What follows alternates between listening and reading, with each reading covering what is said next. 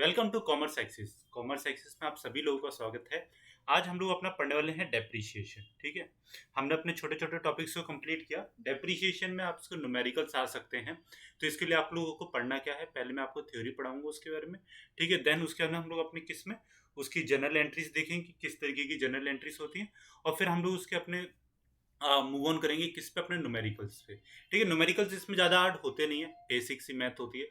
मतलब कि आपके पास में दो ही मेथड होते हैं अगर हम देखें तो, एक एसएलएम आएगा और एक रिटर्न डाउन वैल्यू मेथड आएगा। ठीक है, जिसको हम लोग डब्ल्यूडीएम या एसएलएम मेथड के नाम से जानते हैं। ठीक है, बेसिकली हम लोग आज की क्लास में जो पढ़ेंगे वो पहले डेप्रिसिएशन के कंसेप्ट को जानेंगे कि डेप्रिसिएशन लगाया क्यों जाता है, और एक ऐसा क्वेश्चन पूछूंगा कि जो आपको क्वेश्चन मुझे क्या करना है, नीचे कमेंट में आंसर करना। और ये क्वेश्चन बहुत ज़्यादा इंपॉर्टेंट है। अगर मतलब ये वाला आंसर अगर जो जो बच्चा दे देगा ना, तो मैं जान जाऊंगा कि हाँ भाई, इस वाले बच्चे ने मेरे से क्या अपने लाइफ में अकाउंटेंसी पढ़ी है। ठीक है, वो कॉमर्स का असली स्टूडेंट है।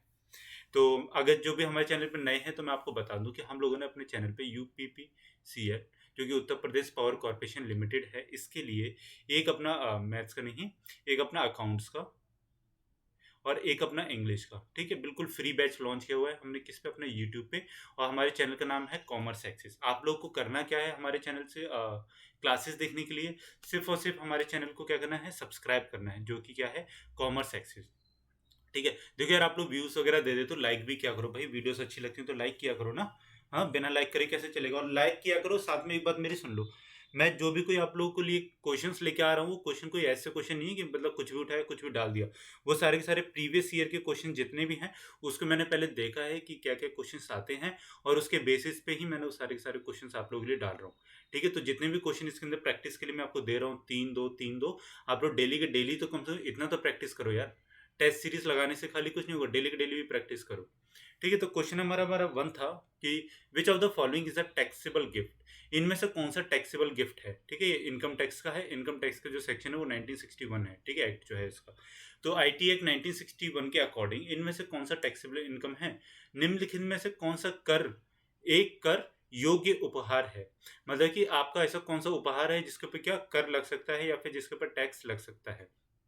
ठीक है, तो क्या था, सबसे पहले गिफ्ट ऑफ ₹70,000 फ्रॉम एन एसएससीज फादर। ठीक है, एसएससी के जो पिताजी थे, उन्होंने क्या किया, 75,000 रुपए का गिफ्ट दिया है। क्या ये टैक्सेबल है? तो भैया ये टैक्सेबल की लिमिट में नहीं आता। अगर ये क्वेश्चन देखो, ऐसा क्वेश्चन है, इसमें आप लोग एलिमिनेट नहीं कर सकते। ठीक है, ये कि स्टैटिक टाइप का ही क्वेश्चन है। हाँ, gift of ₹75,000 from the friend of the SSC. ठीक है, इस वाले पॉइंट को भी रखते हैं। Gift of the 25,000 from the friend of on the occasion of एसएससीज बर्थडे। ठीक है, तो 25,000 तो इनकम टैक्स के दायरे में नहीं आता, तो इसको तो काट ही देते हैं। ठीक है, इसको एलिमिनेट कर दो। Gift of ₹1,00,000 from grand mother of the SSC. ठीक है, ग्रैंड मदर की एसएससी। अब आप अगर नहीं आता कुछ, ठीक है, क्वेश्चन नहीं आ रहा, क्या करें क्या करें, तो उस वाले केस में क्या कर सकते हो, इसमें एक दिमाग ये लगा सकते हो कि यहाँ पे फादर आ रहा है, यहाँ पे ग्रैंड मदर आ रहा है, इन दोनों में फ्रेंड्स आ रहे हैं। ठीक है, तो एक चीज से हमको ये चीज पता लगती है, ये देखो कोई मतलब हार्ड एंड फास्ट रूल नहीं है, ये सिर्फ और सिर्फ आपको बता रहा हूँ कि वहाँ पे आप लोग इस तरीके से दिमाग लगा सकते थे कि ये दोनों तो फैमिली मेंबर्स हो गए। हो सकता है कि फैमिली मेंबर पे टैक्स नहीं लगता हो। ठीक है, तो इन दोनों को काट देते हैं। फिर क्या बचता है हमारे साथ 2 और 3, तो इन दोनों में से फिर आप मतलब देखते कि टैक्स हमारा किस पे ज़्यादा लगेगा, ज़्यादा वाले पे ज़्यादा लगेगा, कम वाले पे कम लगेगा। ठीक है, मतलब कम वाले को ज़्यादातर इनकम टैक्स छोड़ देता है।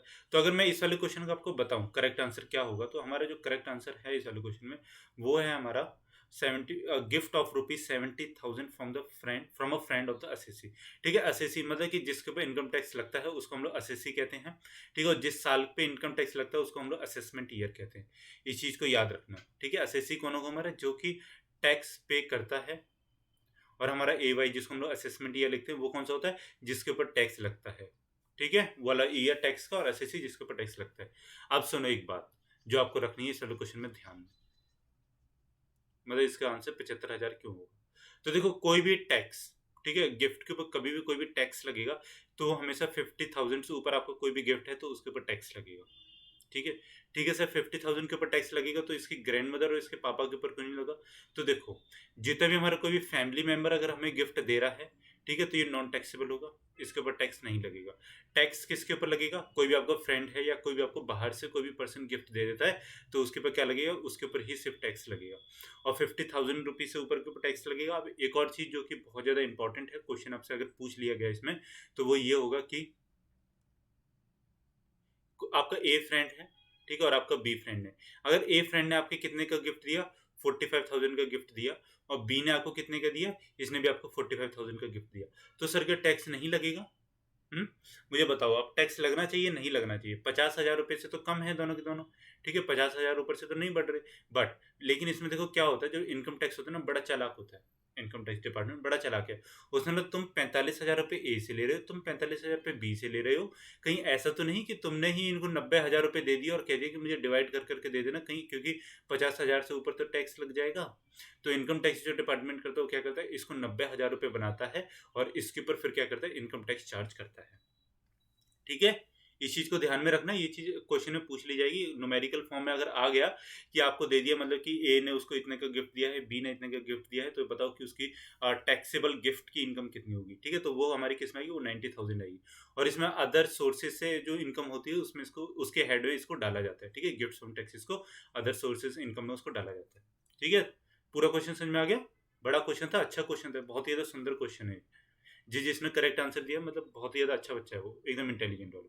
ठीक है, gift up to ₹50,000 in a financial year. ठीक है, कोई भी फाइनेंशियल ईयर में हमारा जो भी गिफ्ट होता है कितना, 50,000 से, वो क्या होता है, एग्जाम्प्ट होता है from the tax. If you receive ₹50,000 from a friend and ₹25,000 from a friend, the limit of ₹50,000 would be considered to be breached. ठीक है, जो कि मैंने आपको बता दिया कि अगर आपने किसी से, मतलब मानो कि किसी से 50,000 लिया है, 25,000 लिया है, या फिर 45 प्लस 45 ले लिया, तो जो 50,000 की जो लिमिट होगी वो क्या हो जाएगी, उसको ब्रीच मान लिया जाएगा। इसका मतलब आपके जो टैक्स है वो लगेगा, वो भी कितने पे, पूरे के पूरे 75,000 पे, या फिर इस वाले केस में 90,000 पे लगेगा। The entire gift value of 75,000 would be taxable in your hands. ठीक है, the money is received from a relative which includes among others any lineal ascendant or descendant of the individual is fully tax exempt on your hand। ठीक है, तो इसके लिए हमारे ना father के ऊपर टैक्स लगा, ना हमारी जो ग्रैंड मदर थी उनके ऊपर टैक्स लगा। So it is very clear that money received from a mother और father would be not taxable on your hand. ठीक है, ये चीज समझ में आती है ना? इसमें कुछ हार्ड नहीं है ना, इजी सा क्वेश्चन था ना। बस आपको ये चीज पता होनी चाहिए कि हमारे कितनी टैक्स लगनी चाहिए। तो आपको इसमें देखो क्या क्या चीजें लिख के रखनी है, वो चीजें लिख लो, मतलब इंपॉर्टेंट क्या क्या चीजें। हालांकि मैं आपको ये चीज पढ़ाने वाला हूँ आगे, जब इनकम टैक्स पढ़ाएंगे। गिफ्ट अप टू ₹50,000 एग्जाम्प्ट होगा।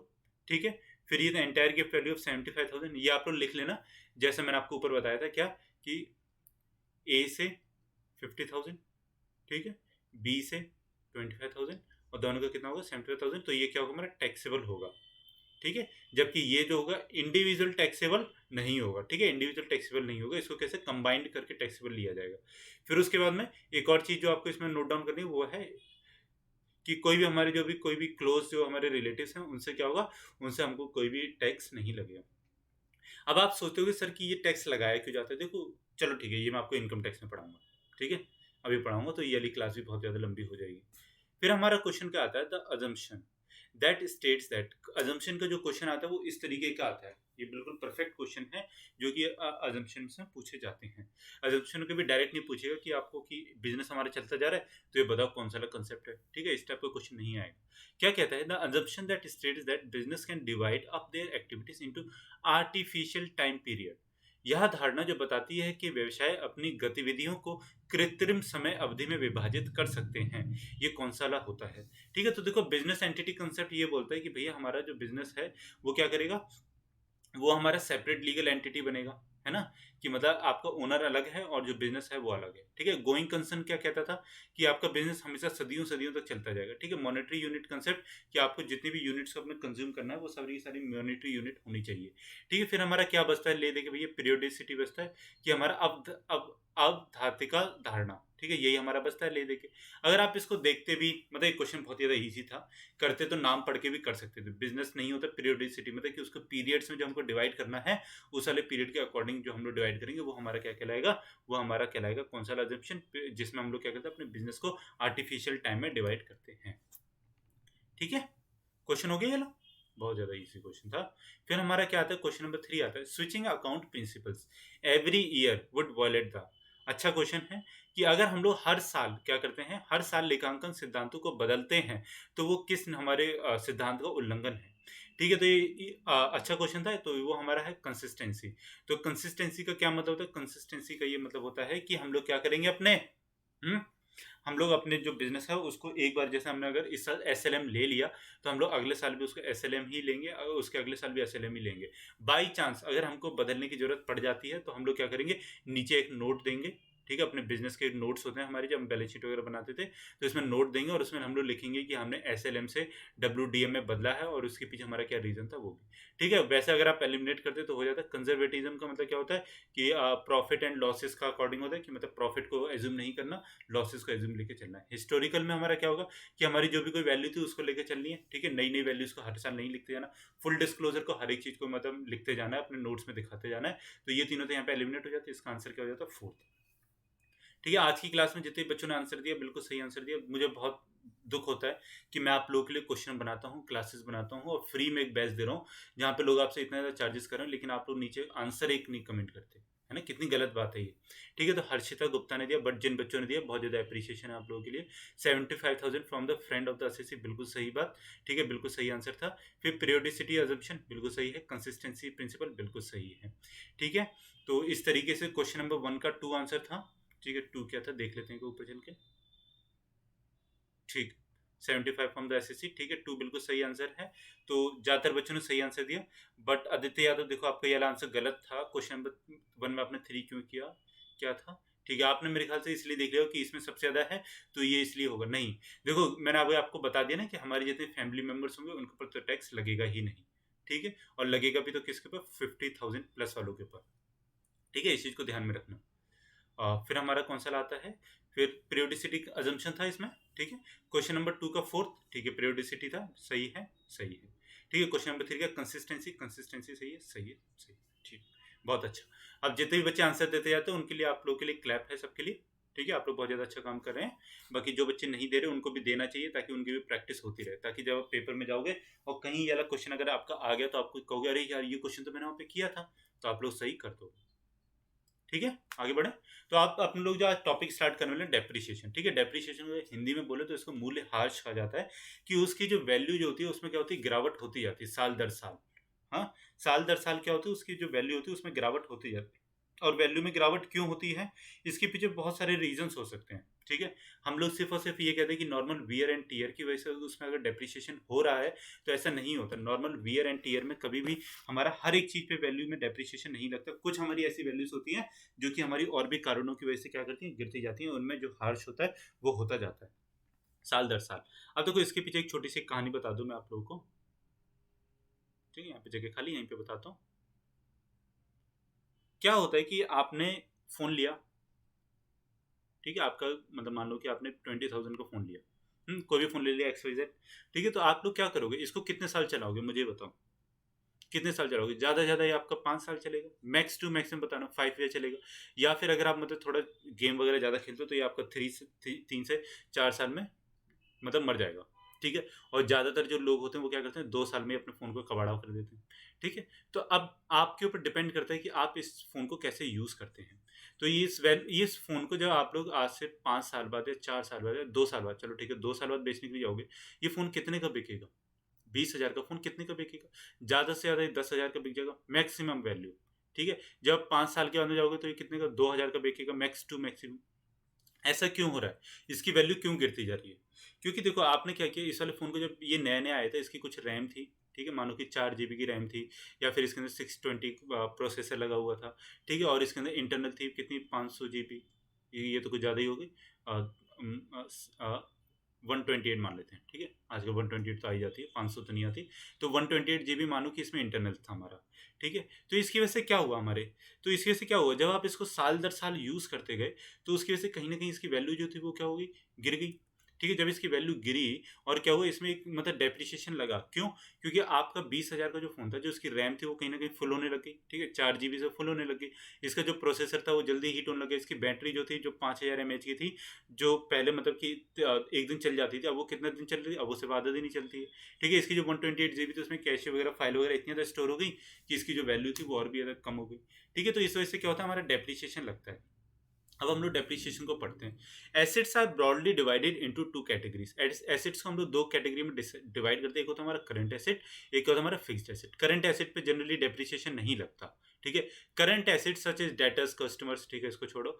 Fixed assets such as buildings, furniture, fixtures, ठीक है, machines and plants, motor and vehicles, ठीक है। करंट एसेट पे डेप्रिसिएशन नहीं लगता। क्वेश्चन अगर आ गया, नहीं आएगा ये क्वेश्चन, बट आ गया तो कर देना।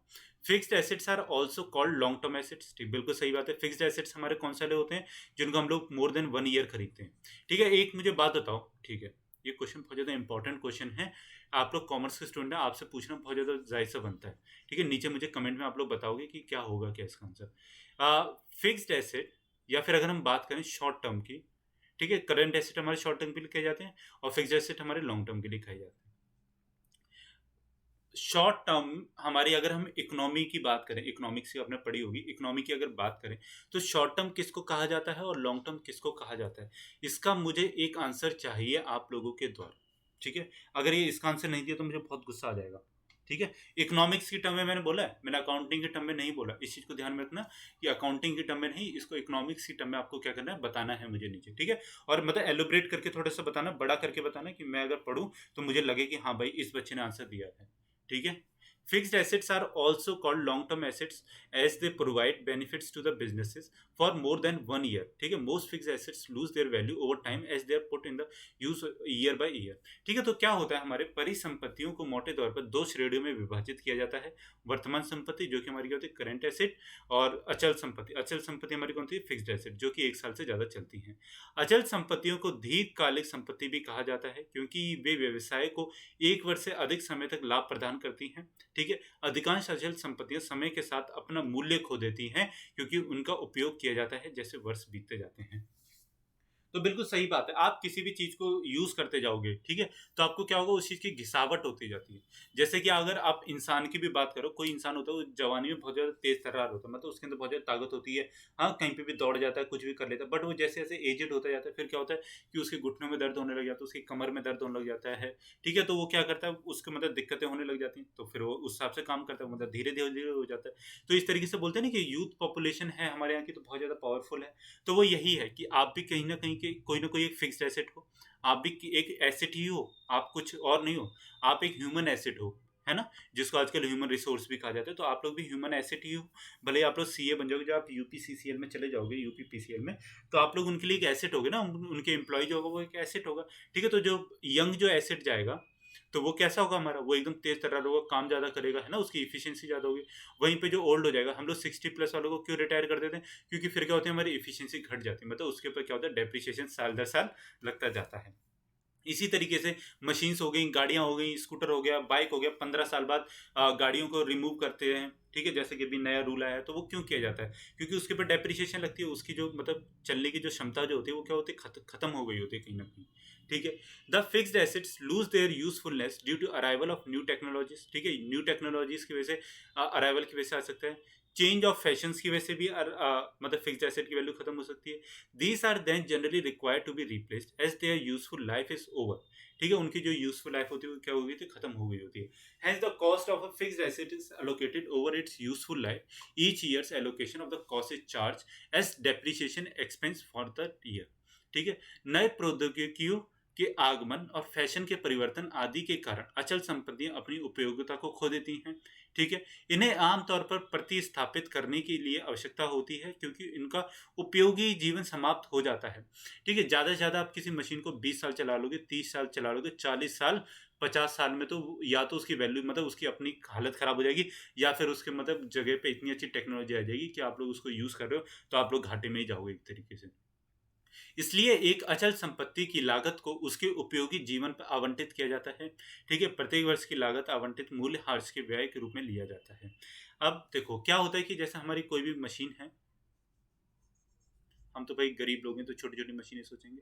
1 लाख की आपने कोई भी मशीन खरीदी, ठीक है, ये आपकी 10 साल चलने वाली है या 5 साल चलने वाली है, तो आप लोग क्या करते हो, हर साल के लिए, जैसे मानो कि अगर उसकी 10 साल की ईयर है, या फिर अगर आपकी उसकी कितनी 20 साल की साल है, ठीक है। तो ये देखो अलग अलग होता है, अभी मैं आपको SLM मेथड से बता रहा हूँ, जो हमारा स्ट्रेट लाइन मेथड होता है उससे। ठीक है, तो क्या होता है जैसे 10 साल की है तो हम लोग क्या करते हैं जनरली इसको डिवाइड कर देते हैं। तो डिवाइड करते हैं तो कितनी हो जाती है, जब इसकी स्क्रैप वैल्यू लास्ट में हमको 0 मिलनी है तब। ठीक है, तो 10,000 रुपये हो गई। और जब हमारी 20 साल चलेगी तो हम लोग क्या करेंगे, इसको 5,000 कर देंगे, क्योंकि हमारी क्या करेंगे, इसको सिंपल सा 1 लाख को जितनी भी हमारे ईयर होते हैं उससे डिवाइड कर देते हैं।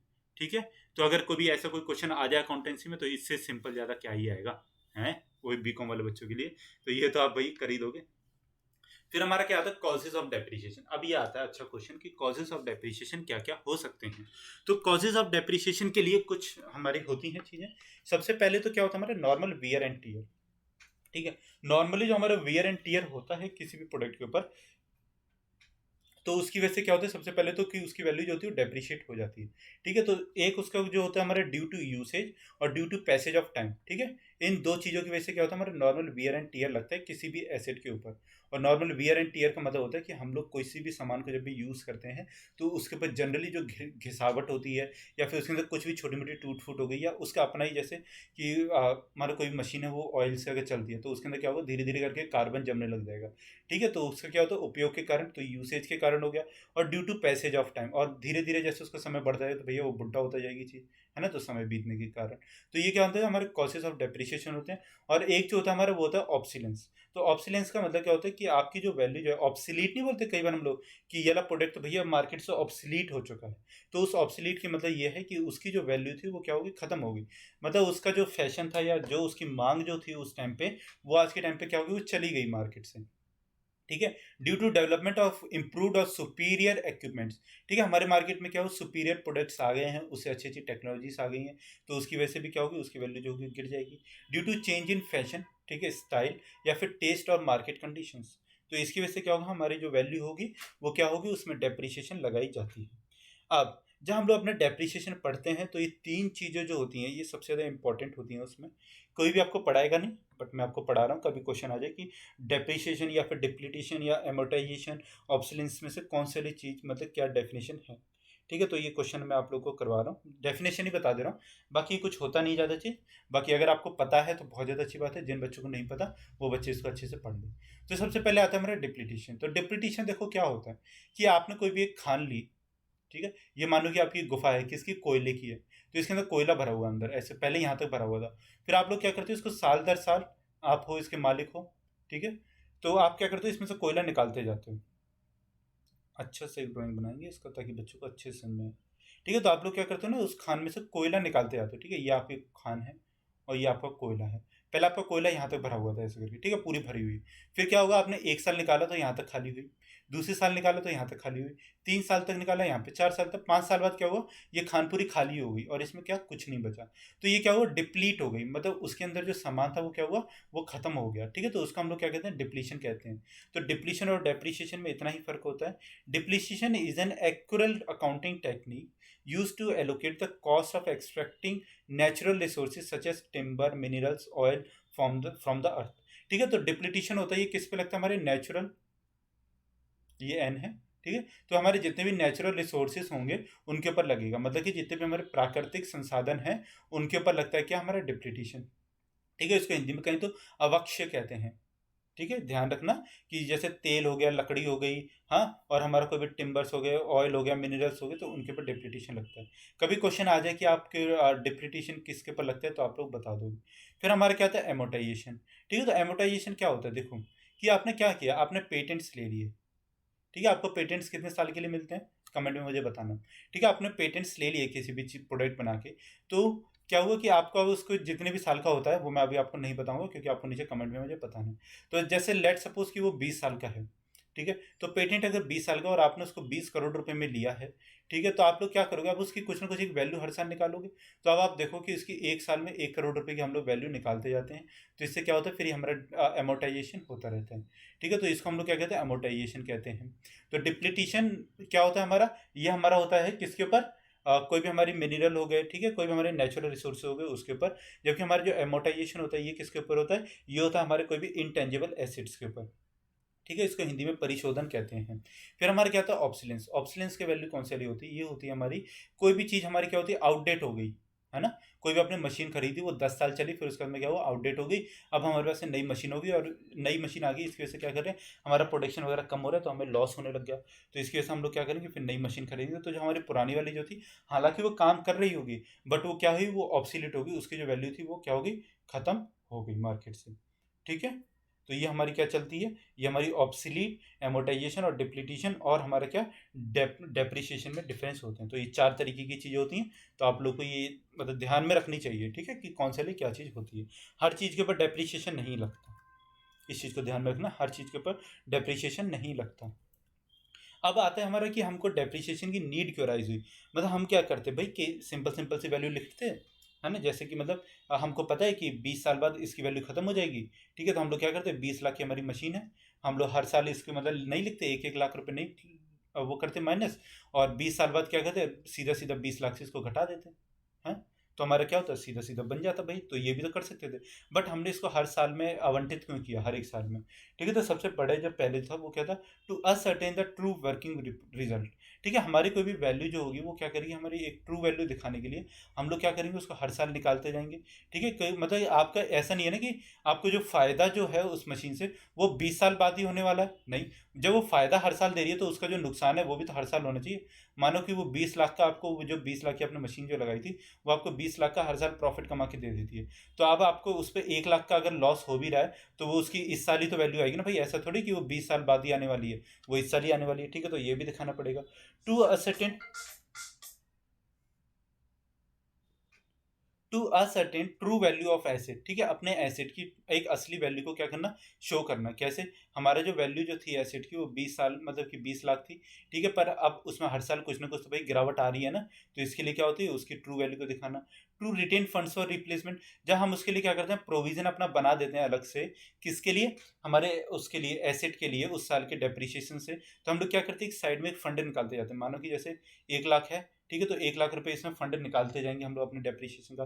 तो इससे क्या होगा, हमारे जो रिप्लेसमेंट के लिए, जब हमारे ऊपर एक एक साथ ही 20 साल में 20 लाख का भार नहीं आएगा, हम लोग ने जब अपने निकालते गए, तो ये क्या होगा, हमारा 1-1 लाख रुपए इकट्ठा होता जाएगा, और 20 साल बाद हम लोग क्या करेंगे, 20 लाख रुपए उसमें इकट्ठा करके उससे मशीन को खरीद सकते हैं। टू रिड्यूस टैक्स लाइबिलिटी, ये हमारा किस में जाता है, जो हमारा डेप्रिसिएशन होता है, ये हमारा कहीं ना कहीं क्या होता है, एक्सपेंसेस होते हैं, है ना। तो जब हमारे एक्सपेंसेस होते हैं, तो इसकी वजह से क्या है, ये हमारी टैक्स लाइबिलिटी को कम कर सकते हैं। टू प्रेजेंट ट्रू पोजीशन, ठीक है, हमारी जो अकाउंटिंग जो है, हम लोग विंडो ड्रेसिंग ना कर ले, तो इसके लिए क्या होता है, हमारे ट्रू पोजीशन को दिखाया जाता है। ठीक है, समझ में आ गया। अब हमारा आता है consequences of not providing for depreciation. अगर हम लोगों ने अपने डेप्रिसिएशन को प्रोवाइड नहीं किया उस साल में, या फिर उस एसेट के लिए, तो इससे हमारे क्या क्या फर्क उससे पड़ जाते हैं।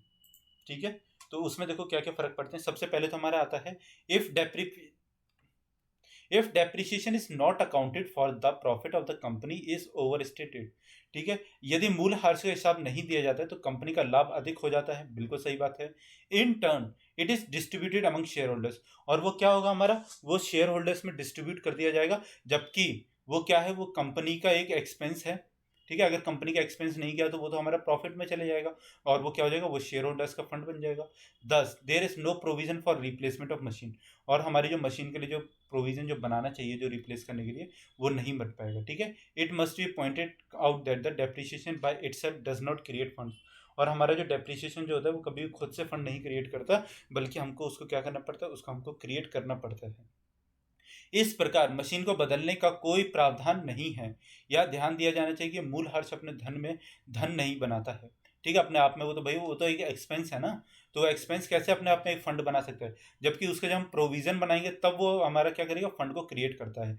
जबकि अब सबसे बड़ी बात जो इसमें पढ़नी है हमको, वो ये है कि कंपनी से 1956 जो आए थे, तो इसने क्या किया था, हमारा इसने 1956 वाले ने डेप्रिसिएशन को कंपलसरी कर दिया था, किसके ऊपर, फिक्स एसेट के ऊपर। तभी आप डिविडेंड को डिक्लेयर कर सकते हैं, नहीं तो फिर आप लोग क्या करोगे, अपने डिविडेंड को डिक्लेयर नहीं कर सकते। मतलब आप लोग शेयर होल्डर में एक्सपेंस को कंपनी के क्या कर सकते हो, बांट नहीं सकते। ठीक है, अब हमारा क्या था, फैक्टर्स अफेक्टिंग डेप्रिसिएशन। डेप्रिसिएशन जब हम लोग कैलकुलेट करेंगे, तो हमको क्या क्या चीज़ का ध्यान रखना है। Actual cost of the asset, तो देखो actual cost of the asset की मतलब आपने 1 लाख की क्या करी, मशीन को खरीदा।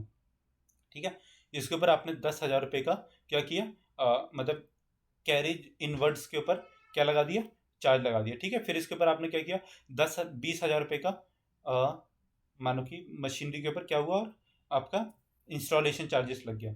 ठीक है, फिर आपका 30,000 रुपये, मानो कि जैसे आपको उसको जब आपने लगाया तो आपको क्या हो, पुताई वुताई करवानी पड़ेगी, पेंट वगैरह करवाना पड़ेगा, तो ये सारी चीज़ें होगी। तो अब जो आपकी वैल्यू जो होगी मशीन की वो 1 लाख नहीं होगी, अब हमको एक्चुअल कॉस्ट पे निकालना है। तो वो जो पूरा जो डेप्रिसिएशन जो लगेगा वो किस पे लगेगा, वो इस पूरे पे लगेगा। ठीक है, तो ये कितना हो गया हमारा 30,000 30,000 60, तो ये हमारा हो गया टोटल 1,60,000 रुपये। ठीक है, तो अब हमारे जो डेप्रिसिएशन लगे वो एक्चुअल कॉस्ट पे लगेगा, जो कि हमारी क्या है, 1,60,000 रुपये है। ठीक है, इस चीज़ को ध्यान में रखना। क्वेश्चन अगर कभी आपसे पूछ लिया जाए किस पे लगेगा और आपको अलग अलग दे दिया, तो आप लोग ध्यान में रखना कि 1,60,000 के ऊपर लगेगा। फिर हमारा क्या आता है कि estimated useful life of an asset. ठीक है, जो मैं भी आपको ऊपर से बताता ही आ रहा हूँ कि 10 साल 20 साल जो भी कुछ हमारी एस्टिमेट रहती है वो साल उसमें हमको कैलकुलेट करनी है। एस्टिमेटेड रीशेड्यूल और या फिर scrap value of the asset. ठीक है, संपत्ति की वास्तविक लागत हमको निकालनी होगी। संपत्ति की अनुमानित उपयोगी जीवन, ठीक है, कि मतलब उसकी यूजफुल लाइफ कितनी रहेगी वो होगा। परिसंपत्ति का अनुमानित वैल्यू, अवशिष्ट मूल्य या फिर स्क्रैप मूल्य। ठीक है, तो वो कैसे हमको निकाला जाता है, देखो कि मानो कि आपकी मशीनरी है 1 लाख की। ठीक है, आपने कहा कि यार 1 साल की है लेकिन 10 साल चलेगी। ठीक है, 10 साल चलेगी तो आपने क्या किया, 10 से डिवाइड कर दिया, तो आपका डेप्रिसिएशन कितना आ गया, 10,000 आ गया। नहीं, ठहरो, अगर आपकी मशीनरी 1 लाख की है और अगर आप इसको 10 साल बाद कबाड़े में बेचने के लिए जाते हैं तो इसकी वैल्यू कितनी आती है, 10,000 रुपये आती है। ठीक है, जो कि हमारी क्या है, द स्क्रैप वैल्यू है। ठीक है, तो हम लोग पहले क्या करेंगे, इसको 10,000 से माइनस करेंगे और फिर हम लोग इसको कितना 10 से डिवाइड करेंगे, तो अब हमारी जो इसकी डेप्रिसिएशन जो निकल के आएगा वो 9,000 आएगा और इसका एक्चुअल जो डेप्रिसिएशन है वो हमारा कितना है, 9,000 रुपये है। ठीक है, ये चीज़ समझ में आती है, बस इतना ही तो होता है यार डेप्रिसिएशन में, और मुझे लगता नहीं डेप्रिसिएशन में कुछ ज़्यादा होता है। अब हमारा आता है मेथड्स ऑफ रिकॉर्डिंग डेप्रिसिएशन। ठीक है, तो इसमें मेथड्स ऑफ रिकॉर्डिंग है। ठीक है, मेथड्स अलग होते हैं, मेथड्स दो होते हैं हमारे, WDM और फिर हमारा दूसरा कौन सा था, SLM। ठीक है, तो मेथड्स ऑफ रिकॉर्डिंग डेप्रिसिएशन मतलब ये है कि हम लोग जनरल एंट्री इसकी कैसे करते हैं। तो दो तरीके से होती हैं, देखो, एक क्या होती है हमारा, जब हम लोग क्या करते हैं सीधा सीधा उसको अपने प्रॉफिट एंड लॉस पे चार्ज करते हैं, और एक क्या होता है हमारा, जब हम उसका प्रोविजन बनाते हैं, मतलब उसके लिए अलग से एक फंड निकालते जाते हैं। ठीक है, अगर आपसे जनरल एंट्री पूछ ली जाए कब, जबकि उसका क्या है, मतलब डेप्रिसिएशन जो है वो किसके चार्ज कर दिए गए, किसके ऊपर, सीधा सीधा एसेट के ऊपर। ठीक है, जब मूल्यह्रास का आरोप लगाया जाता है संपत्ति खाते में जमा किया जाता है, asset value reduced by the depreciation amount. ठीक है, तो उस वाले केस हम लोग क्या करते हैं, depreciation account debit to asset account. अब देखो इसके ऊपर अपना रूल लगा लो भाई, डेप्रिसिएशन हमारा क्या है, एक्सपेंस है। ठीक है, तो हमारा एक्सपेंस है तो डेबिट हो गया। एसेट की वैल्यू क्या हो रही है, कम हो रही है। ठीक है, तो जब हमारा एसेट की वैल्यू कम होगी तो वो क्या होगा हमारा, वो हमारा क्रेडिट हो जाएगा, है ना, यही रूल लगा देते ना उसमें। ठीक है, प्रॉफिट एंड लॉस अकाउंट, ठीक है, इसको डेबिट कर देंगे टू डेप्रिसिएशन अकाउंट। अब हमारे यहाँ पे डेप्रिसिएशन अकाउंट है, इसको कहीं ना कहीं खत्म करना पड़ेगा, तो इसको खत्म करने के लिए हमने यहाँ पे क्रेडिट कर दिया डेबिट से, और हमारा इसमें क्या किया, प्रॉफिट एंड लॉस अकाउंट में इसको ट्रांसफर किया तो डेबिट कर दिया, क्योंकि ये हमारा क्या है, एक तरीके से एक्सपेंस है या फिर हमारा लॉस ही है। ठीक है, इतनी सी एंट्री यार इसकी, एक एंट्री वाली होगी और दूसरी एंट्री आएगी वो हमारी ये होगी, when provision for depreciation account is maintain. ठीक है, प्रोविजन फॉर डेप्रिसिएशन अकाउंट जब हम लोग अपना मेंटेन करते हैं उस टाइम पे हम लोग अपनी एंट्री को क्या करते हैं, अब हमें वाली एंट्री करनी है। तो उस टाइम पे कुछ नहीं होता, जो हमने जो अपना डेप्रिसिएशन अकाउंट जो कि किसमें, अपना सीधा सीधा एसेट पे जो चार्ज कर दिया था, अब हम लोग क्या करें इसको टू प्रोविजन फॉर डेप्रिसिएशन, मतलब एक तरीके से हमारा प्रोविजन बन जाएगा इसमें। ठीक है, तो प्रोविजन जब बनेगा तो क्रेडिट होगा, क्योंकि हमारे प्रोविजन क्या होते हैं, वो एसेट नहीं होते हमारे, ज़्यादातर जो प्रोविजन होते हैं वही तरीके से हमारी लाइबिलिटी में आते हैं। ठीक है, तो हमारे क्या होगा, depreciation account debit to provision for depreciation. ठीक है, यहाँ पे क्या आएगा हमारा, profit and loss account debit, क्योंकि हमको यहाँ से अपनी डेप्रिसिएशन को घटाना है। ठीक है, तो P&L account debit to depreciation account. तो ये हमारी दो तरीके की एंट्रीज होती हैं। अगर आपसे जनरल एंट्री में कभी भी क्वेश्चन किसी भी तरीके पूछ लिया जाए डेप्रिसिएशन से रिलेटेड, तो आप लोग ये वाली एंट्रीज कर दोगे उसमें। ठीक है, अब देखो, अब दो मेथड्स कौन से होते हैं हमारे डेप्रिसिएशन के, तो दो मेथड्स हमारे होते हैं, एक होता है हमारा कौन सा, एक होता है हमारा स्ट्रेट लाइन मेथड और एक क्या होता है हमारा WDM मेथड। ठीक है, तो स्ट्रेट लाइन मेथड हमारे को, जिसको हम लोग क्या कहते हैं, SLM के नाम से भी जानते हैं। ठीक है, SLM मेथड हमारा वही वाला होता है, सीधा सीधा सा। अब इतनी सारी देखो थ्योरी है इसमें, ठीक है, थ्योरी पढ़ने से कुछ है नहीं, जो इसका एक निष्कर्ष है वो मैं आपको बता देता हूँ। क्या होता है, 1 लाख की मशीन है, ठीक है, 10,000 रुपये की स्क्रैप वैल्यू है, माइनस किया 10 से डिवाइड किया, 9,000 रुपये हमारा क्या आ गया, हमारा इसमें से क्या आ गया, ये हमारा क्या आ गया, डेप्रिसिएशन आ गया। अब इसका जो 9,000 रुपये जो डेप्रिसिएशन है, हर साल इसका जो डेप्रिसिएशन होगा वो क्या रहेगा, फिक्स रहेगा, और वो कितना रहेगा, सिर्फ और सिर्फ 9,000 रुपये रहेगा। ठीक है, तो SLM में आपको क्या क्या चीज़ें लिखनी है वो बता दूं।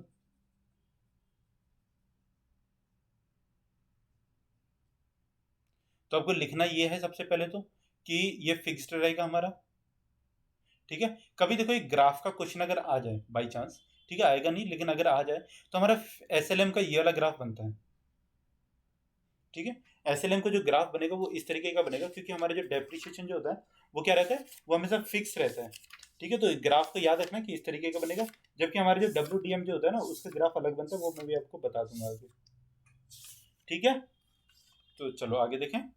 अब क्या होगा इसमें, वही चीज है, फिक्स रहेगा। और ओवर द ईयर निकालने का तरीका ही मैंने बता दिया, ठीक है। एनुअल फिक्स रहेगा, और इसमें क्या होता है, फिक्स जो फर्स्ट जो इंस्टॉलमेंट रहेगी लास्ट में भी हमारी वही वाली इंस्टॉलमेंट रहेगी, ठीक है। पूरी थ्योरी पढ़ने का कोई फायदा नहीं, अगर आप लोग पढ़ना चाहो तो पॉज करके पढ़ सकते हो, ठीक है। अच्छी लिखिए बाकी थ्योरी। फिर हमारा क्या आता है डब्ल्यू मेथड, ठीक है, जिसको हम लोग क्या कहते हैं, रिटर्न डाउन या फिर डिमिनिशिंग बैलेंस मेथड, ठीक है। इसको रिटर्न डाउन और वैल्यू मेथड भी कहा जाता है, डब्ल्यू, ठीक है। या फिर अगर हम बोले तो डिमिनिशिंग बैलेंस मेथड या फिर DBM, ठीक है। चीज एक ही है कि मतलब इसमें क्या होता है, देखो इसमें ये होता है कि आपको जैसे मानो कि आपकी कोई मशीनरी है 1 लाख रुपए की, ठीक है। फिर इस पर बोला कि इस पर 10% का आपका क्या लगेगा, फिक्स रेट लगेगा, ठीक है। 10% का फिक्स रेट लगेगा। तो आपने क्या किया, इस साल इसकी जब आपने किया 1 साल, तो कितनी आ गई हमारी वैल्यू, 90,000 रुपये आ गई। फिर अगले साल आप 1 लाख रुपए हम लोग भूल जाएंगे, जबकि अगले साल का जो डेप्रिसिएशन लगेगा वो किस पे लगेगा, 90,000 पे लगेगा, ठीक है। तो 90,000 पे हमारा कितना आ जाएगा, 9,000 रुपये। तो 9,000 पे आएगा, फिर कितना हो जाएगा हमारा 81,000। 81,000 पे अब हमारा कितना लगेगा, 10% लगेगा, ठीक है। तो ये कितना हमारा 8,100 रुपये। तो इस तरीके से ये क्या करेगा, हमारा चलता जाएगा। तो ये हमारा क्या रहता है WDM, हमारा जो डिमिनिशिंग बैलेंसिंग मेथड होता है, ठीक है। तो इसमें जो हमारा डेप्रिसिएशन जो रहेगा वो कैसा रहेगा, वो फिक्स नहीं रहेगा, वो कैसा रहता है, फ्लक्चुएटिंग रहता है, ठीक है। इस चीज़ को ध्यान में रखना, फ्लक्चुएटिंग होता है, या फिर अगर हम बोलेंगे तो उसकी वैल्यू हर साल गिरती जाती है, ठीक है। और इसमें एक और चीज़ ध्यान रखना कि जो हमारा फर्स्ट जो रहेगा, हमारा जो डेप्रिसिएशन जो रहेगा फर्स्ट ईयर का, और जो मतलब लास्ट ईयर का जो रहेगा वो हमेशा कैसा रहेगा, अलग रहेगा, ठीक है। तो इसको देखो WDB मेथड से भी जानते हैं, या फिर हमारा डेक्लाइनिंग बैलेंस मेथड से भी जानते हैं, ठीक है।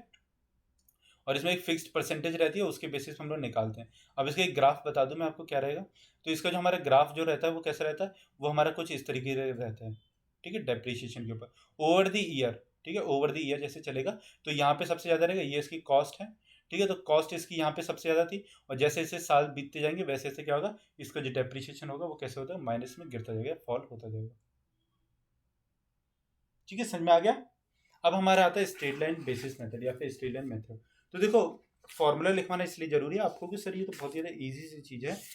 लास्ट ईयर मतलब प्रीवियस ईयर का जब 2019 का जो क्वेश्चन था उसमें फॉर्मूले पे ही क्वेश्चन पूछ लिया था कि स्ट्रेट लाइन मेथड का इसमें डेप्रिसिएशन में फॉर्मूला बताओ। अब बताओ यार, जब ये वाला फॉर्मूला पूछ लिया तो अब मैं आपको फॉर्मूला नहीं लिखाऊं तो कितना गलत बात है ना, कि प्रीवियस ईयर का जो है एटलीस्ट वो तो हमें पूरा का पूरा कवर करना ही है। कहीं अगर उससे क्वेश्चन आ गया तो वो तो हम लोग कर ही देंगे अपना, है ना। तो देखो इसमें ये होता है, सबसे पहले तो जो कॉस्ट हो गई, कॉस्ट ऑफ एसेट, ठीक है, माइनस स्क्रैप वैल्यू, ठीक है, डिवाइडेड बाय यूसेज ईयर या फिर यूजफुल लाइफ, ठीक है। ये हमारा इसका क्या होता है, फॉर्मूला होता है। कई बार देखो इसमें एक चीज और भी आ जाती है कि अगर इसमें कॉस्ट ऑफ एसेट नहीं लिख के इसमें क्या लिख देगा, ओरिजिनल कॉस्ट, हिस्टोरिकल कॉस्ट, ठीक है। तो इस सब चीज़ों को ध्यान में रखना है, इस तरीके से नाम को बदल सकता है। हिस्टोरिकल कॉस्ट लिख देगा, ओरिजिनल कॉस्ट लिख देगा, कॉस्ट ऑफ एसेट लिख देगा, और यहाँ पे स्क्रैप वैल्यू लिख देगा, या फिर यहाँ पे रीशेड्यूल इसकी वैल्यू लिख सकता है, ठीक है। यूजफुल लाइफ की जगह पे यहाँ पे यूसेज ईयर्स लिख सकता है, ठीक है। तो इस तरीके से अलग अलग चीज़ें आ सकती हैं, तो वो लोग आप लोग क्या करोगे, एक साथ लिखते जाओगे इसमें, ठीक है। कोई कन्फ्यूजन हो तो नीचे कमेंट में पूछ लेना। अब हमारा क्या आता है, नेक्स्ट जो आता है हमारा वो आता है, चलो ठीक है, एक क्वेश्चन मतलब मैं करना चाह रहा था, इसका न्यूमेरिकल करके दिखा दूं। इजी होता है, कुछ होता नहीं है इसके न्यूमेरिकल में, बाकी आप लोग कर दोगे इसको।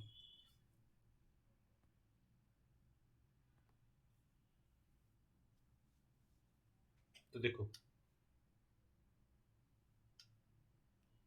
और मैं इसको आपको मतलब ये एसेट अकाउंट बना के दिखा दूंगा, ठीक है। तो यहाँ पे एक अपनी डेट भी होती है, तो उसका मैंने बनाया नहीं, ठीक है, डेट नहीं कर रहे। तो फर्स्ट ईयर का हम लोग यहाँ पे कर लेंगे, और सेकेंड ईयर का इसमें कर लेंगे, ठीक है। तो सबसे पहले देखो मशीनरी जैसे हमने खरीदी, ठीक है, परचेज की कोई भी मशीनरी परचेज की हमने, मानो कि 1 अप्रैल को, ठीक है, पूरे साल का ही ले लेते हैं, अभी इजी बताऊंगा क्योंकि अभी आपका स्टार्टिंग है। 1 अप्रैल को मानो कि हमने 1 लाख की मशीनरी खरीदी, ठीक है, हमने बोला कि इसकी जो लाइफ जो थी वो कितनी थी, वो है भैया 5 साल है, ठीक है, 5 साल, चलो 10 साल ले लेते हैं, ठीक है, मतलब मशीनरी महंगी है तो 10 साल तो चलेगी, ठीक है। इसकी जो स्क्रैप वैल्यू जो है वो कितनी रहेगी हमारी, वो हमारी रहेगी कितनी, 10,000 रुपये, ठीक है, या चलो 20,000 रुपये मान लें, ठीक है, 20,000 रुपये मान लें, 10,000 बहुत देर से चल रहा है, 20,000 रुपये, ठीक है, ये हो गया। अब हमको क्या करना है, क्वेश्चन में आपसे बोला, मानो कि क्वेश्चन पूरा लिखा हुआ है, ठीक है, ये क्या है, ये है इसकी लागत, ठीक है, जितने में हमने मशीनरी खरीदी है, ये क्या है, इसका जीवन, हाँ हिंदी में लाइफ को जीवन ही कहते हैं, स्क्रैप का मतलब हो गया कि इसके कबाड़े की वैल्यू, ठीक है, इस तरीके से ये हो गया हमारा। अब ये आपसे बोला कि एसएलएम मेथड से एसेट अकाउंट बना के दिखाओ, ठीक है, क्वेश्चन मान लो ऐसा आ गया, ठीक है, तो आप लोग क्या करोगे, अब आप लोग करोगे कि आपने जैसे मशीनरी खरीदी, तो जब आप मशीनरी खरीदते तो आप क्या करते, एसेट अकाउंट डेबिट या मशीनरी अकाउंट को डेबिट करते टू एसेट अकाउंट, ठीक है, तो लेजर में जब हमको पोस्टिंग करनी, अब देखो जब हमारे क्या हुआ, सॉरी टू बैंक आएगा ना यहाँ पे, मशीनरी तो है ही हमारी, है ना, टू बैंक अकाउंट, क्योंकि हमने बैंक से क्या किया, पेमेंट या कैश से पेमेंट किया होगा, ठीक है, तो जैसे हमारे ये मशीनरी अकाउंट है, ठीक है, तो ये हम लोग मशीनरी अकाउंट ही अपना बना रहे हैं, जिसको मैंने एसेट अकाउंट यहाँ पे लिख दिया, तो आप लोग इसको मशीनरी लिख सकते हैं। अगर हमसे यहाँ पे लेजर में पोस्टिंग करने के लिए आ जाए तो हम लोग क्या करेंगे, देखो मैंने आपको क्या चीज़ बताई थी जब लेजर में पोस्टिंग, कि जो मशीनरी है इसको तो छोड़ दें यहाँ पे, तो मशीनरी को हम लोग छोड़ देंगे। अब क्या होता है हमारा बैंक, तो यहाँ पे हमारा क्या आता है, टू आता है, यहाँ पे हमारे क्या आता है, बाई आता है, ठीक है, तो जब यहाँ पे टू ही है तो सीधा सीधा यहाँ पे कर देंगे, क्या कर देंगे, टू बैंक अकाउंट, ठीक है, मशीनरी हमारी कितनी की आई, 1 लाख की आई, ये हमारे ईयर स्टार्टिंग में आ गई, है ना, ईयर ऑफ स्टार्टिंग में आ गई। अब हमने क्या किया, हमने अपने साल भर का क्या लगाया, इसके ऊपर वो लगाया, एसएलएम के हिसाब से क्या लगाया, इसके ऊपर अपने डेप्रिसिएशन लगाया, ठीक है, तो 1 लाख के ऊपर डेप्रिसिएशन किस तरीके से निकालेंगे, -20,000 रुपये ऊपर वाली वैल्यू, ठीक है, और इसकी यूजफुल लाइफ कितनी थी, 10 साल थी, ठीक है, तो कितना 80,000 आया, 80,000 को जब हमने 10 से डिवाइड किया तो कितना आ गया, 8,000 रुपये, ठीक है। अब हम लोग क्या करेंगे यहाँ पे, अब हम लोग क्या करेंगे, बाय डेप्रिसिएशन, ठीक है, ये तब है जब हम लोगों ने कोई अपना प्रोविजन वगैरह क्रिएट नहीं कर रखा, तो अगर हम इसकी जनरल एंट्री करते तो हमारी जनरल एंट्री क्या होती है इसकी, एक मिनट, ऊपर वाला दिख रहा है ना बच्चों को, ठीक है, वेरी गुड, ठीक है, अगर हम इसकी जनरल एंट्री करते तो इसकी जनरल एंट्री क्या होती, तो इसकी हमारी जनरल एंट्री क्या होती, डेप्रिसिएशन की, जब हमने अपना कोई प्रोविजन वगैरह नहीं बना रखा तो हम लोग इसकी एंट्री करते हैं डेप्रिसिएशन अकाउंट, अभी ऊपर बताई थी, टू मशीनरी अकाउंट, तो देखो टू मशीनरी है, मशीनरी को भूल जाओ क्योंकि मशीनरी तो है, तो यहाँ पे क्या टू नहीं लगा हो तो ये बाई में यहाँ पे आ जाएगा, तो यहाँ पे हम लोग 8,000 रुपये डाल देते हैं, ठीक है, ये चीज़ समझ में आ गई। फिर हम लोग क्या करते हैं यहाँ पे बाय बैलेंस, अब देखो बैलेंस कितना बच गया हमारे यहाँ पे, 92,000 का बच गया, है ना, क्योंकि हमारी 1 लाख की मशीनरी थी और 8,000 की गई, ठीक है, तो 92,000 यहाँ पे बच गया, बाय बैलेंस कैरेट डाउन, ठीक है, कैरेट डाउन हो गया। अब जब हम लोग अपने नेक्स्ट ईयर में जाएंगे, फर्स्ट ईयर की होगी, सेकंड ईयर की ये होगी, ठीक है, तो यहाँ पे क्या कर देंगे हम लोग, टू बैलेंस कैरेट फॉरवर्ड, ठीक है, कैरेट डाउन हो गया, तो जब हम कैरेट फॉरवर्ड अपना कर देंगे तो अब हमारी कितनी वैल्यू होगी, 8,000 नहीं आएगी, 1 लाख नहीं आएगी, ये आएगी हमारी 92,000, ठीक है, यहाँ पे हमारी आएगी 92,000, फिर इस पे जब डेप्रिसिएशन लगेगा बाय डेप्रिसिएशन, अब तो सेम टू सेम वही होगा, और इस पे अब हमको कितने पे लगानी है, अच्छा अब तो हमारा वन है ना, एसएलएम है मेथड, तो है ना, तो अब हमको कितने पे लगानी है, अब हमको लगानी है फिर से 8,000 ही, ठीक है, तो हम लोग यहाँ पे फिर से 8,000 कर देंगे, तो जब ये से 8,000 गई तो हमारी कितनी होगी इसमें, तो ये हो गया हमारा 2 से गया और फिर यहाँ पे हो जाएगा हमारा 86,000, ठीक है, 86 नहीं होगा ये, सॉरी 84 हो जाएगा, ठीक है, तो 84 हो गया, फिर इससे यहाँ पे क्या आ जाएगा हमारा बाय बैलेंस कैरेट डाउन, ठीक है, और फिर ये यहाँ पे जाएगा बैलेंस फॉर, तो इस तरीके से हमारे कितना 10 साल तक चलता रहेगा। तो कुछ इस तरीके से हम एसएलएम की अपनी बात करते हैं तो कुछ इस तरीके से हमारे क्या होते हैं, अकाउंट्स क्रिएट होते हैं, ठीक है, समझ में आ गया ये चीज, ठीक है।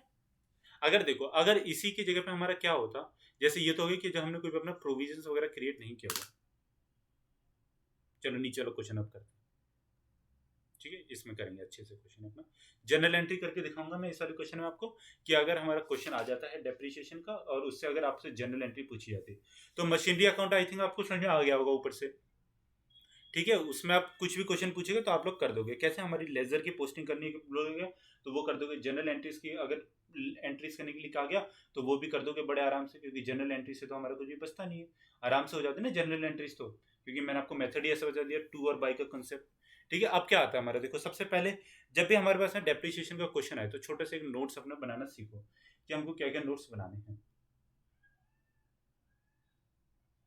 सबसे पहले हमारा आता है R purchased a machinery by cheque for 1 lakh on 1 July. इसमें देखो एक काम हम लोग करते हैं कि 1 जनवरी से और 31 दिसंबर तक का महीना लेते हैं, ठीक है, फाइनेंशियल ईयर को ये वाला ले रहे हैं। आप लोग मतलब वो भी ले सकते हो, बट मैंने ये वाला भी लिया हुआ है। तो 1 जुलाई को, तो 1 जुलाई को जो हमारी मशीनरी आई, हमारा महीने कब खत्म होता है, 31 दिसंबर को। इसका मतलब हमको पता लगता है हमारी जो 1 लाख की जो मशीनरी थी वो कितने मंथ्स के लिए, 6 मंथ्स के लिए है, ठीक है। तो 6 मंथ्स के लिए हमको मेथड कौन सा यूज करना है, इसमें SLM यूज करना है। 6 मंथ्स के लिए है और मशीन का डेप्रिसिएशन कितना देर का, 10% है।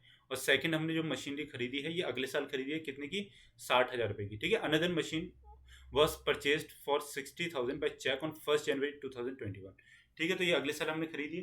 तो इसके ऊपर हमारा कितना वो लगेगा, इसके ऊपर हमारा डेप्रिसिएशन कितना लगेगा, एट द रेट 10% ही लगेगा, बट एट द रेट 10% ही लगेगा, ठीक है। ये हमने 1 जनवरी से खरीदी, इसका मतलब पूरे साल के लिए। बट ये हमारी जो फर्स्ट वाली जो थी ये कितने के लिए थी, 6 महीने के लिए थी। तो सबसे पहले इसको निपटाते हैं। हाँ, तो इस पे हमारा फर्स्ट ईयर के लिए कितना डेप्रिसिएशन लगेगा। सबसे पहले तो 10,000 रुपये डेप्रिसिएशन हो गया, बट ये 6 महीने के लिए यूज हुई है तो आधा ही डेप्रिसिएशन लगेगा, ठीक है। तो ये हमारा 5,000 हो गया।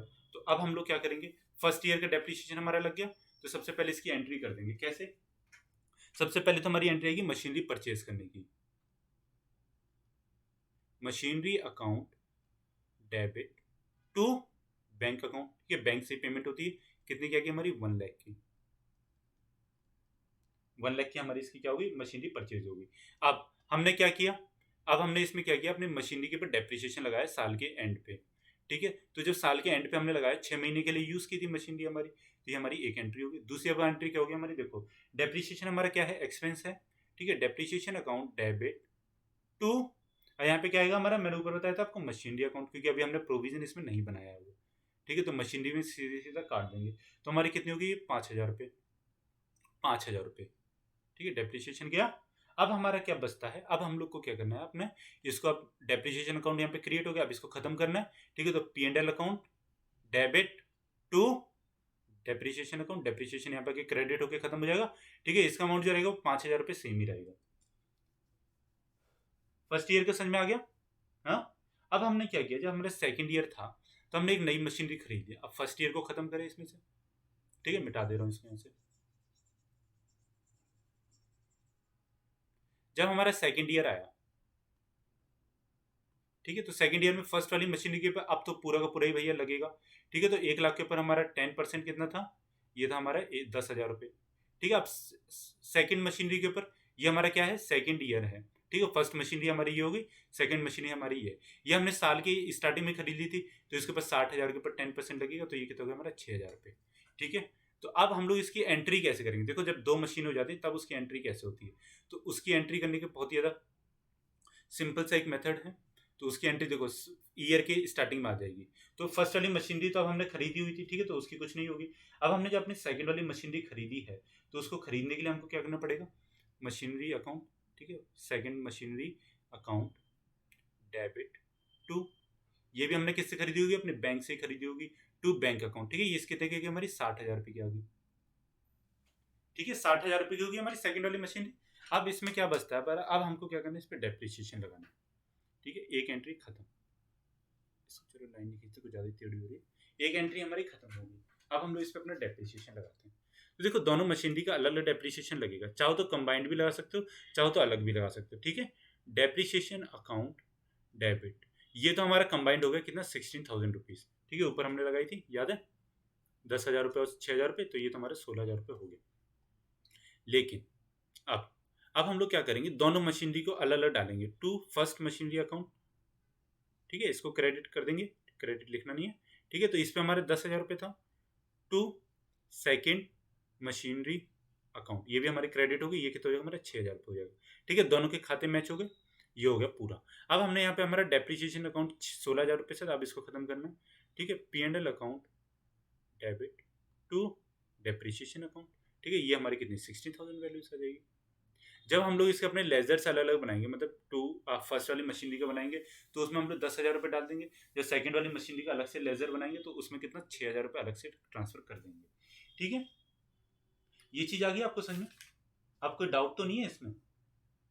अब देखो, अगर ये तो हो गया कब हमारा, जब हमने अपना कोई भी प्रोविजंस वगैरह क्रिएट नहीं किए हुए थे तब, ठीक है। बाई चांस हमने क्या किया, अपने प्रोविजंस को क्रिएट किया हुआ है, ठीक है। तो जब हम लोग अपने प्रोविजंस को क्रिएट करते हैं तो उसमें कुछ भी नहीं बदलता। उसमें देखो क्या हो जाता है, फर्स्ट वाली एंट्री तो ऐसी होगी कि हमारी क्या हुआ, हमने मशीनरी को अपने परचेस की है, बट इसमें अब अपने सेकंड वाली मशीनरी से बदलने लग जाता है, मतलब सेकंड वाली एंट्री से। तो मिटाई देता हूँ इसको, ठीक है, क्लियर कर देता हूँ, नई एंट्रीज कर देता हूँ बिल्कुल फ्रेश। समझ में आ गया ना? आपको कोई डाउट तो नहीं है इसमें?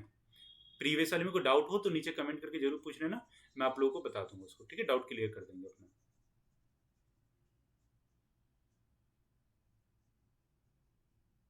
बाकी मुझे लग रहा है जिस हिसाब से मैं आपको पढ़ा रहा हूँ और मतलब आप लोगों को अच्छा भी लग रहा है, तो आप लोग वीडियो को नीचे लाइक जरूर कर सकते हैं, ठीक है। लाइक भी करो और जितने भी क्वेश्चंस पूछा थे उनके कमेंट भी किया करो।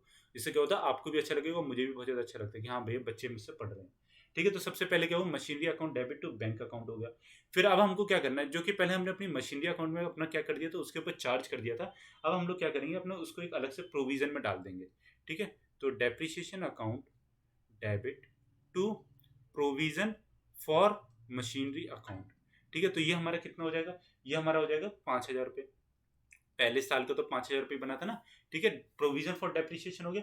अब हम लोग क्या करेंगे, P&L अकाउंट, प्रॉफिट तो आप उसी से मतलब एक्सपेंस तो आप P&L से ही निकालोगे ना, टू डेप्रिसिएशन अकाउंट, ठीक है। यहाँ पे 5,000 रुपये डाल दोगे बस।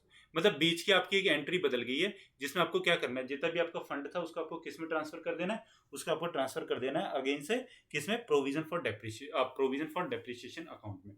और लास्ट में बस आपका ये बन जाएगा, प्रोविजन फॉर डेप्रिसिएशन अकाउंट हमारा लायबिलिटी साइड में चले जाता है, ठीक है। वो जब हम लोग अपना बैलेंस शीट का वो देखेंगे फॉर्मेट वगैरह, उस टाइम पे देख लेंगे इस चीज को। अब मुझे बताओ, कोई आपको डाउट है इस वाली क्लास में? कल हम लोग, आज हम लोगों ने स्ट्रेट लाइन मेथड कर लिया, कल अपने लोग इसमें से क्या करेंगे, अपना WDM मेथड करेंगे, ठीक है। तो आप डेप्रिसिएशन अकाउंट जैसे जैसे होता जाएगा, डेप्रिसिएशन अकाउंट मानो, एक मिनट पहले इसकी एंट्री देखते हैं ना। देखो डेप्रिसिएशन में हमने जनरल एंट्री इसमें क्या किया था, डेप्रिसिएशन टू P&L अकाउंट था हमारा, है ना, टू P&L था, या फिर टू प्रोविजन फॉर हमारा मशीनरी अकाउंट था। तो हम लोग जब इसमें अपना डालेंगे डेप्रिसिएशन अकाउंट, कहाँ गया वो, हाँ ये, ठीक है। तो जब हम लोग इसमें अपना डेप्रिसिएशन का डालेंगे, जनरल एंट्री बता रहा हूँ इसकी, ठीक है, जनरल पोस्टिंग, सॉरी,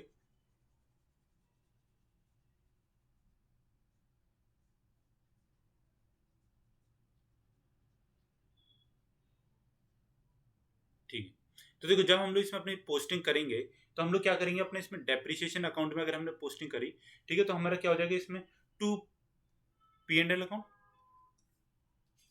टू से ओरिजिन ना, नहीं, टू P&L नहीं, सॉरी, टू प्रोविजन। जब हम लोग अपना प्रोविजन वाला बनाएंगे तो इसमें प्रोविजन डालेंगे ना, टू प्रोविजन अकाउंट यहाँ पे हो जाएगा हमारा, ठीक है। और बाय P&L अकाउंट हो जाएगा, ठीक है। उसी वाले अकाउंट, उसी वाले मेथड से करना है जो कि मैंने आपको बताया हुआ है, ठीक है, टू एंड बाय वाला करके। तो उससे आपको कभी भी कोई भी क्वेश्चन गलत नहीं होगा। अब ये चीज़ आपको क्लियर होगी आज की? हाँ, मुझे बताओ, आप कोई डाउट है इसमें? कोई भी डाउट हो, कुछ भी चीज़ हो, मतलब कभी भी कुछ भी तरीके का कोई भी डाउट हो, तो आप लोग नीचे क्या कर सकते हो, उसमें कमेंट करना, मैं आपके लिए मतलब जो भी कुछ आपका डाउट हो उसको जरूर ही क्लियर कर दूंगा। तो आज की क्लास को यहीं पे खत्म करें। देखो बच्चे ने एक डाउट पूछा था कि डिस्काउंट अलाउड और डिस्काउंट रिसीव की क्या एंट्री होती है, ठीक है। तो उसका लेजर में पोस्टिंग कैसे होती है। तो डिस्काउंट रिसीव और डिस्काउंट अलाउड की जब हम बात करते हैं, इसको मिटा दो। मानो कि जैसे आपका डिस्काउंट रिसीव्ड है, ठीक है, तो आपको सीधा सीधा वैसे ही करना है। आपको सबसे पहले उसकी एंट्री ढूंढनी है, डिस्काउंट रिसीव की कोई भी एंट्री। जैसे मैं भी एक मिनट आपको बता दूं, तो जैसे मानो कि जैसे आपने यहाँ पे किया है, डिस्काउंट पहले अलाउड की कर लेते हैं, ठीक है, डिस्काउंट अलाउड है। तो मानो कि इसकी जैसे जनरल एंट्री थी हमारी, हमको हमने क्या किया, डिस्काउंट को अलाउड किया है, तो ठीक है। तो हम डिस्काउंट को अलाउड कब करेंगे, जब कोई हमको कैश दे रहा होगा तभी तो हम लोग डिस्काउंट देंगे ना। तो मानो कि जैसे इसकी एंट्री थी कि कैश अकाउंट डेबिट, ठीक है, डिस्काउंट अलाउड हमारे लिए तो एक्सपेंस ही है भाई, discount allowed account debit to एंस अकाउंट, ठीक है, इस तरीके से हो गया। अब हमको क्या करना है, अब हमको अपना जब डिस्काउंट अलाउड इसमें से करना है उसकी, किसमें, लेजर में पोस्टिंग करनी है, ठीक है। तो लेजर में जब हमको पोस्टिंग करनी है, तो हम लोग ये देखेंगे हम कि कितना डिस्काउंट क्या किया है, अलाउ किया है। तो मानो कि इस वाले केस में इसने कितना इसको अलाउ किया था, मानो कि इसको 500 रुपये अलाउ किया होगा, ठीक है। कैश से हमें कोई मतलब नहीं, कैश को हम लोग छोड़ देंगे। तो डिस्काउंट अलाउड हमको कितना किया है, 500 रुपये किया है, ठीक है। यहाँ पे इसने पेमेंट कितनी करी है, मतलब पेमेंट मानो कि इसके जैसे कि 14,500 रुपये था, ठीक है। इसने टोटल यहाँ पे हमारा एन में 15,000 रुपये। बट हमको क्या करना है, सिर्फ हमको अपना डिस्काउंट अलाउड वाला उठाना है। तो डिस्काउंट अलाउड है, इसको काट देंगे। अब हम लोग क्या करेंगे, 2 यहाँ पे आता है हमारा, बाई हमारा यहाँ पे आता है, ठीक है। तो हम लोग क्या करेंगे यहाँ पे 2 एंड्स अकाउंट, ये किसकी होगी हमारी, ये हमारी होगी डिस्काउंट अलाउड की। और यहाँ पे वैल्यू 15,000 ना आकर 14,500 ना करके सिर्फ और सिर्फ 500 आएगी, क्योंकि 500 ही हमारी क्या है, डिस्काउंट की वैल्यू है, ठीक है। तो ये किसकी होगी, हमारी डिस्काउंट अलाउड की होगी। और इसका ठीक उल्टा क्या हो जाता है, हमारा डिस्काउंट रिसीव हो जाता, ठीक है। जब हमको डिस्काउंट कोई भी दे देता, जब हमको डिस्काउंट कौन देता, जब हमने क्या किया होता है, कैश की पेमेंट की होती, ठीक है। तो ये क्या हो जाता है, जैसे मानो कि 20 account debit to discount received हो गया टू कैश हो गया, ठीक है, कैश अकाउंट हो गया। तो मान लो कि जैसे यहाँ पे 15,000 रुपये था, मान लो ये, ठीक है, ये 500 रुपये था और ये 14,500, सेम टू सेम वैसे ही। फिर अब हम लोग क्या करेंगे इसमें, जब हमको इसमें एंट्री अपनी करनी है, ये जो हमारा लेजर है ये किसका है, डिस्काउंट रिसीव्ड का है, ठीक है। तो डिस्काउंट रिसीव्ड में सेम टू सेम इसको कैंसिल कर दो, हम लोग को किसने दिया, इसने दिया, ठीक है। तो ये हमारा 2 होता है, ये हमारा बाय होता है। तो यहाँ पे क्या कर देंगे, बाय 20 अकाउंट, और वैल्यू कितनी आएगी हमारी, 500 रुपये आएगी, ठीक है। 14,500 से कुछ नहीं करना, 15,000 से कुछ नहीं करना, सीधे सीधा हमारा 500 रुपये चलेगा, ठीक है। क्लियर है, इसमें कोई डाउट अब तो नहीं होगा। अब देखो डेप्रीशिएशन मतलब मुझे लगता नहीं कि लेजर के क्वेश्चंस में आपको डाउट होना भी चाहिए, क्योंकि लेजर का मैंने आपको एक ऐसा मेथड बता दिया, मतलब आप जनरल एंट्री करो और अपनी पोस्टिंग करो, जनरल एंट्री करो पोस्टिंग करो, कुछ भी मतलब कोई कंसेप्ट याद करने की जरूरत नहीं है, ठीक है। क्वेश्चन नंबर 1 हमारा चलता है, which of the following methods of depreciation not recognised by income tax 1961, ठीक है। जो हमारा इनकम टैक्स एक्ट 1961 था उसके द्वारा कौन सा वाला जो हमारा मेथड है डेप्रिसिएशन का, उसको रिकॉग्नाइज नहीं किया गया, ठीक है। तो क्या वो एसएलएम है, या फिर इनमें से कोई नहीं, या फिर बोथ एसएलएम, या फिर मतलब दोनों में से किसी को भी रिकॉग्नाइज नहीं करती, या फिर हमारा डब्ल्यूडीवी जो हमारा मेथड है, रिटन डाउन वैल्यू मेथड, उसको नहीं करती, जबकि हमारी स्ट्रेट लाइन मेथड को करती है, ठीक है। आपको इसमें से मुझे करेक्ट आंसर बताना है, नीचे कमेंट करें, और जरूर करना है कमेंट, ठीक है। नहीं तो फिर मैं क्या करूंगा ना, मैं जो बच्चे कमेंट करते हैं उनको प्राइवेट क्लास देने लग जाऊंगा, ठीक है।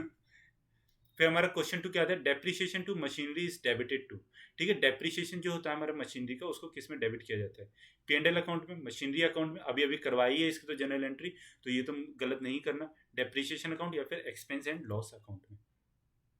फिर हमारा क्वेश्चन नंबर 3 आता है, एसेट डिस्पोजल अकाउंट, ठीक है, is prepared when provision for depreciation account is prepared, asset account is prepared, P&L account is prepared, या फिर हमारा डेप्रिसिएशन अकाउंट इज प्रिपेयर्ड, ठीक है। तीनों क्वेश्चन हैं, अच्छे क्वेश्चन हैं, ज़्यादा कुछ हार्ड भी नहीं है, आप लोग चाहो तो कर सकते हो बड़े आराम से, या फिर आप लोग गूगल कर लेना तब भी कर सकते हो, ठीक है। गूगल करके भी कर सकते हो, मुझे उससे कोई प्रॉब्लम नहीं है, बट आपको करना है किसी भी तरीके से, ठीक है, तभी, ताकि क्या होगा, एक बार गूगल करोगे ना तो ये चीज़ आपके दिमाग में बैठ जाएगी।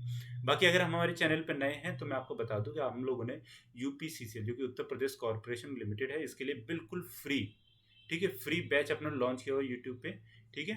और जिसमें मैं आपको अकाउंट्स पढ़ाता हूँ, एंड मैम आपको क्या पढ़ाती हैं, इंग्लिश पढ़ाती हैं, ठीक है। और आपको देखने के लिए आपको करना क्या है, देखो हमारे चैनल को सब्सक्राइब करना है, हमारी वीडियोस को लाइक करना है, दूसरे बच्चों तक, जो भी कोई आपका फ्रेंड है जो आप पेड नहीं कर पा रहा किसी भी रीज़न की वजह से, या फिर जो मतलब आपने कहीं पे देखा किसी को कमेंट करते हो कि सिर्फ कोर्स बहुत महंगा है, आप किसी भी और टीचर की वीडियो देखते हो और आप लोग उसके नीचे फिर कमेंट करते हो, देखते हो कि मतलब हाँ भाई कि बच्चा नहीं ले पा रहा, तो आप लोग उस तक हमारी वीडियो को पहुँचा सकते हो, है ना, लिंक शेयर कर सकते हो उस तक। तो इससे क्या होगा, उस बच्चे को भी अच्छा लगेगा और उसको ये भी लगेगा कि हाँ भाई इंसानियत मतलब अभी भी जिंदा है, कि कोई हमारी मदद कर रहा है, ठीक है। फ्री कोर्स है, आप लोगों को शेयर करने में कुछ नहीं जाता। और कोई अगर आपका फ्रेंड भी है जो भी कोई आपके साथ में मतलब प्रिपरेशन कर रहा है और अभी तक उसने वीडियोस देखना नहीं स्टार्ट की, मतलब कोई भी कोर्स वगैरह परचेस नहीं किया, तो हमारे चैनल से जुड़ के बिल्कुल फ्री में वीडियोस को देख सकते हैं, ठीक है। तो कल मिलेंगे फिर अपनी अकाउंटेंसी की वीडियो के साथ में सुबह के टाइम पे, ठीक है। हमारी अकाउंटेंसी की वीडियो सुबह के टाइम पे आती है, अभी हालांकि आज नहीं आ पाई सुबह के टाइम पे, ठीक है, उसके लिए बहुत बहुत माफ़ी, बट कल हमारी सुबह के टाइम पे आएगी। Thank you so much for watching this video. इस वीडियो को देखने के लिए आप सभी लोगों का बहुत बहुत धन्यवाद।